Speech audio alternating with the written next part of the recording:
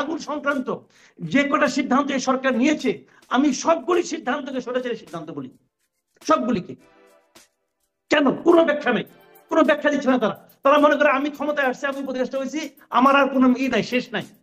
প্রত্যেকটা স্বৈরাচারী শাসক এটাই মনে করে, এই যে আমি আসছি আমার কোনো শেষ নাই। এরাও তাই মনে করে আমার কোনো শেষ নাই। আরে ভাই, তোমরা যেটা দানে পাইছো, লটারিতে পাইছো, এটা খেয়াল আছে একবার? এটা একবার খেয়াল আছে? লটারিতে পাওয়া ক্ষমতা, লটারিতে পাওয়া চেয়ার খুব নরম লাগে, আর এই শীতকালে তো উষ্ণও লাগে। এই উষ্ণতায় বৈশা মানুষের কথা ভুলে যায়। পারেন নাই আপনারা, বেসিক্যালি পারেন নাই। আগুন, যার আগুনটা জ্বললো কেন আপনারা বলে, আপনি আমার বুঝান। আপনাদের আমলে আগুনটা জ্বললো, আর করার মধ্যে আগুন ধরে নাই। আপনি বলবেন ওরা সত্যতা করে করছে, হ্যাঁ করছে, ধরে নিলাম হাইপোথেটিক্যালি, হাইপোথেটিক্যালি ধরলাম আপনার শত্রুরা এই কাজটা করছে, শত্রুরা এখানে ঢুকলো কি হবে? তার মানে আপনাদের গাফলতি ছিল, অথবা আপনাদের মধ্যে শত্রুরা আছে। দুইটাই তো আপনার ব্যর্থতা। নিজেদের ব্যর্থতা ঢাকার জন্য এখন তাইরি নারে করতেছেন, এরে ধমকান তারে ধমকান, তুমি আসতে পারবে না, তুমি বসতে পারবে না, তুমি তাইরি নারে নিয়ে একটু কথা বলে নেই মাসুদ কামাল। এবং তারপরে ওই ব্যর্থতার জায়গা আমি আরেকটু স্পষ্টভাবে যেতে চাইবো যে আসলে কোথায় ব্যর্থতা, কার দায়, এই ধারণাগুলো আমাদের যে হচ্ছে সেটা নিয়ে আরেকটু আপনাদের সাথে কথা বলবো। আমি ডাক্তার আব্দুল নতুন স্যার, আপনার কাছ থেকে শুরুতে পরবর্তী যে পদক্ষেপগুলো সরকারের কাছ থেকে দেখছি, যেটি নিয়ে আমি প্রশ্ন করছিলাম, তদন্ত কমিটির পুনর্গঠন নতুন করে হলো, সাংবাদিকরা ঢুকতে পারছেন না, এই যে বিষয়গুলো, এটা আপনি কি কোনো ব্যাখ্যা পান যে কেন করা হলো? আপনার কাছে যুক্তিযুক্ত মনে হয়? আগস্টের পর থেকে সচিবালয়ের সামনে আর্মার্ড পার্সোনাল ক্যারিয়ার স্থাপন করা আছে, সেখানে প্রহরা আছে। তারপরে আমরা কিন্তু একের পর এক অদ্ভুত ঘটনা ঘটতে দেখেছি। আমরা দেখেছি সচিবালয়ের ভেতরে ছাত্ররা ঢুকে পড়েছে এবং দলে বলে ঢুকে পড়েছে। কে তাদেরকে পাস দিয়েছে, কে তাদেরকে ঢুকতে দিয়েছে, এর উত্তর কিন্তু কেউ বলে নাই। তারা দলে বলে ঢুকে পড়ে বলেছে আমরা পরীক্ষা দেব না, এবং তারপরে পরীক্ষা দিতে হয়।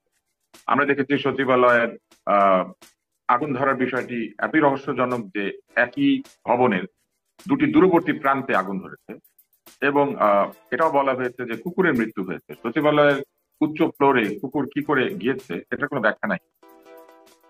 এবং ওই সময়ে একজন দমকল বাহিনীর কর্মী তিনি নিহত হয়েছেন গাড়ির ধাক্কায়। আমরা জানি যে কোনো ইনস্টলেশন আগুন ধরলে রাস্তা বন্ধ করে সাধারণ যানবাহন চলাচল বন্ধ করা হয়, এবং সেখানে মূলত যাতে কর্মীরা কাজ করতে পারেন সেজন্য একটা বাধাহীন পরিবেশ সৃষ্টি করার চেষ্টা করা হয়। এখানে কি করে একটা গাড়ি আসলো এবং তাকে ধাক্কা দিল, এটার কিন্তু কোনো ব্যাখ্যা নাই। সচিবালয়ে সিসি ক্যামেরা আছে, অত্যন্ত সুরক্ষিত এলাকা। সচিবালয়ে সিসি ক্যামেরা দেখলেই কিন্তু সেখানে কারা কারা কোথা থেকে কোথায় গিয়েছে এটা পাওয়া সম্ভব।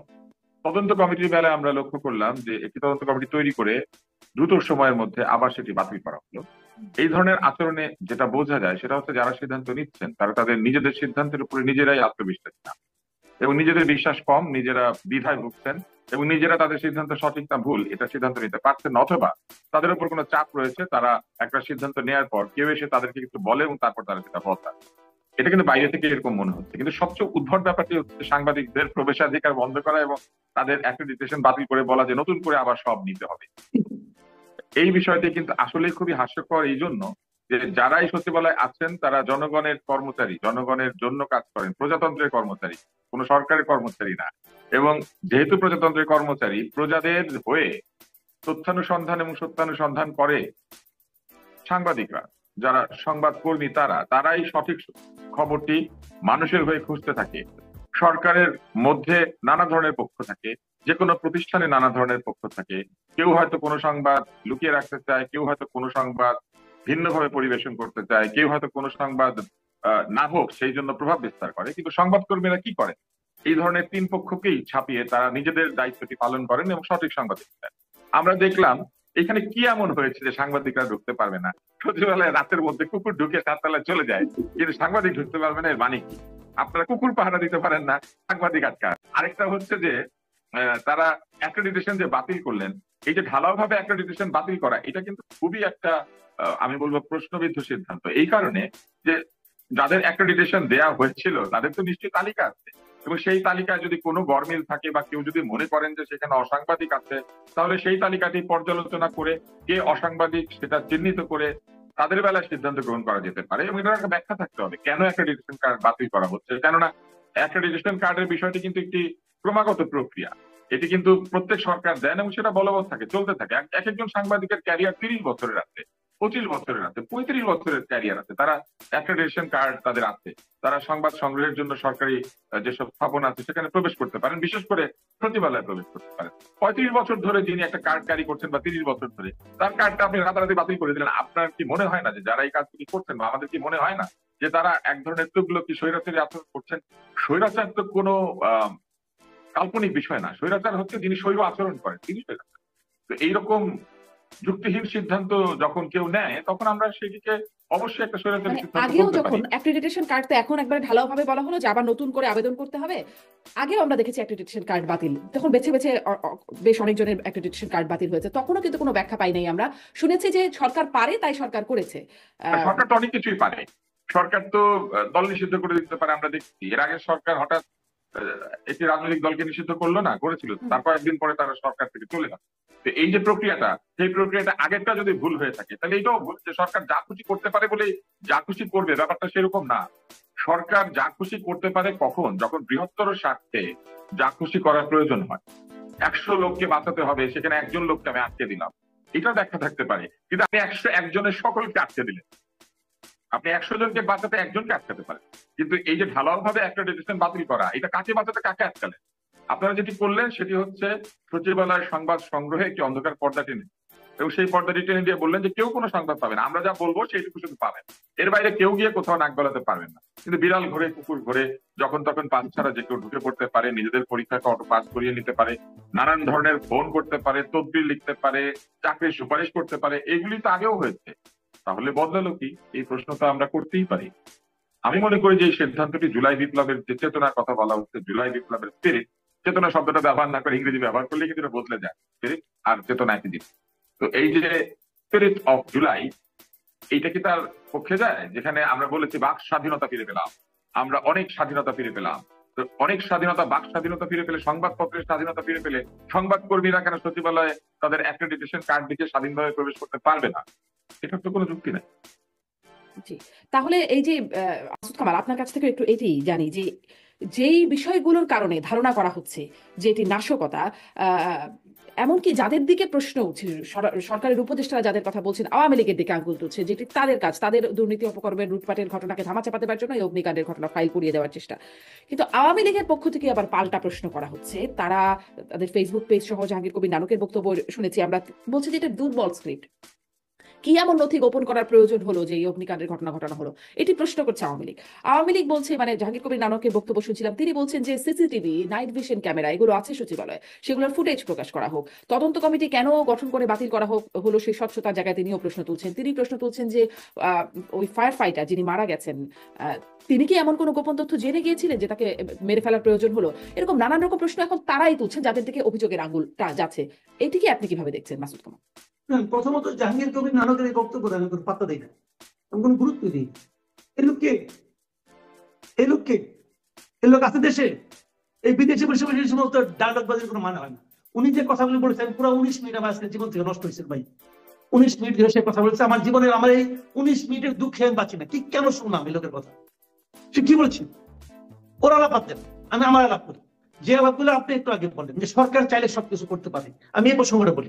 দেখেন, প্রত্যেকটা মানুষই চাইলে সবকিছু করতে পারে, আমিও করতে পারি। আমি ইচ্ছা করলো আমি এটা করলাম অথবা করলাম, কিন্তু সবচেয়ে কম করতে পারে সরকার।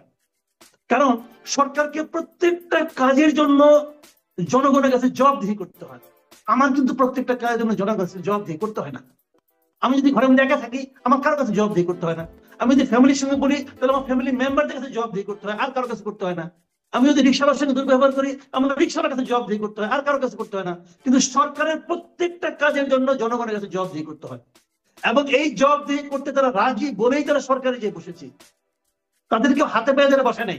ডক্টর ইউনূসকে আমি পায়ে ধরি নাই যে আপনি সেখানে বসেন আর বসে বসে এই সমস্ত আবল তাবল কাজ করেন, এটা আমি বলি নাই। উনি নিজেই দায়িত্ব নিয়েছেন যে এই কাজটা আমি করবো এবং আপনাদের কাছে আমি জবাবদিহি করবো। এই জন্য উনি বলেছেন আপনারা মন খুলে আমার সমালোচনা করেন। এইটা বলেছেন, প্রথমে খুব খুশি হয়েছিলাম, পরে দেখি কি সমালোচনা করে সে শুনে না, পাত্তা দেয় না। তাহলে এই সমালোচনার মানে কি ভাই? আমি সমালোচনা কেন করতেছি?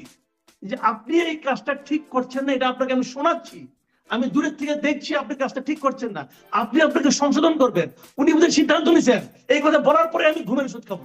আমি কারোরটা শুনবো না, দেখবো না, আমার যা ইচ্ছে ঘুমের থেকে ওইটা আমি তোমার এটা করো, আবার ঘুমাই করবো। উনি ওই লাইনে গেছেন, এটা একটা আধুনিক লাইন হতে পারে। বিষয়টা হলো কি যে আওয়ামী লীগের উপর যে অভিযোগটা ওরা দিয়েছেন, দিতেই পারেন। এই অভিযোগ আমরা আগের গভর্নমেন্ট আমলে দেখছি, মানুষের ঘরে আগুন লাগলো বলে আগুন সন্ত্রাস বলছেন আওয়ামী লীগ আমলে, কিছুটা আগুন ধরলে আগুন সন্ত্রাস, আপনি দিয়াশালায় কাঠি জ্বালাবেন আগুন সন্ত্রাস, ওটা জামাত করতেছে বলছে তো রে ভাই। এখন এরা ওই লাইনে গেছে, মানে স্কুলিংটা চেঞ্জ হয় না, বুঝছেন? মানে আমি আগে একটা বললাম আপনাদের মাটির সমস্যা, মাটির দোষ রে ভাই। এই মাটিতে যারা এইভাবে পলিটিক্স করে তারা বলতে এই লাইনে চিন্তা করে, ওই একই স্কুলিং এর মতো আছে, একই টিচার, একই ক্লাসরুম, যে যা কিছুই হোক ওই কেষ্ট পাঠাইছ।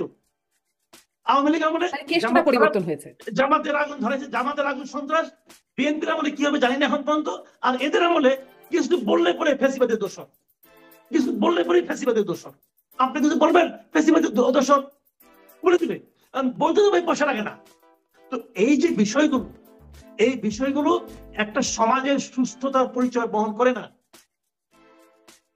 তুষার ভাই ডাক্তার মানুষ, উনি সুস্থতা বাড়তে ভালো বুঝে, কিন্তু আমার কাছে মনে হয় এইটা সুস্থতার পরিচয় বহন করে না। আমরা এই অবস্থায় আছি, একজন এই অসুস্থ লোকজন পুরো সমাজকে সুস্থ করতে চায়, জানো কই? এই দুঃখ কোথায় রাখবো ভাই? তুমি পারো নাই, এটা হলো বটম লাইন।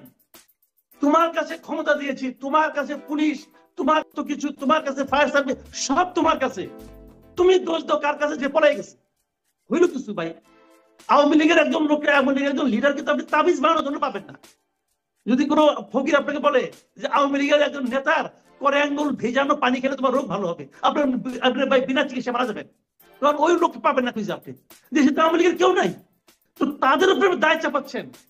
ভাই এই ছায়ার সঙ্গে যুদ্ধ করে আপনি জয় হতে পারবেন না, বরঞ্চ আপনি নিজে ক্লান্ত হবেন, সাধারণ মানুষকে আপনি ক্লান্ত করবেন এবং বিরক্ত করবেন। সাধারণ মানুষের বিরক্তি কিন্তু ভয়ঙ্কর জিনিস, এটা শেখ হাসিনা টের পাওয়ার কথা। ওই লাইনে যান না, আপনি পারেন নাই। কেন পারেন? আমি একটা সিম্পল উদাহরণ দেবো, চাই একটা সিম্পল একটা উদাহরণ দেবো আপনাকে। 24 তারিখ শেষ অফিস হয়েছে, 24 তারিখ বিকাল 5টায়, তারপরে সারা রাত অফিস হয় নাই, সচিবালয় বন্ধ। 25 তারিখ সারাদিন সচিবালয় বন্ধ। 25 তারিখ দিবাগত রাত 1:30টার সময় আগুন ধরছে, লম্বা একটা বিল্ডিং এর দুই পাশে দুইটা আগুন। ভাই ঘটনাটা কি? এখন একটা ভাগ্যিস কুকুর মারা গেছে, এখন কুকুর নিয়ে আপনাকে থিরে দিতে পারে যে কুকুরের লেজের মধ্যে টাইম বম রাখানো ছিল, কুকুর এখানে একটা ফুটাইছে, ওইখানে যায় একটা ফুটাইছে, তাও হয় না, কারণ এখানে ফুটলে সেই মরে যাবো, তো ওইখানে কেমনে গেল? তাহলে কি কবুতর ফর্মুলা নেন যে কবুতরের পায়ের মধ্যে আগে যেরকম চিঠি বানাই যেত, যাও পাখি বলো তারে, সেও কি কবুতরের মধ্যে টাইম বম নিয়ে গেছে? কি ভাই আপনারা ব্যর্থ। কিভাবে করছেন এটা আপনি বসে বসে সিদ্ধান্ত নেন, কিন্তু জনগণের কাছে আপনার কাছে জবাবদিহি করতে হবে, জনগণের কাছে আপনাকে ব্যাখ্যা দিতে হবে।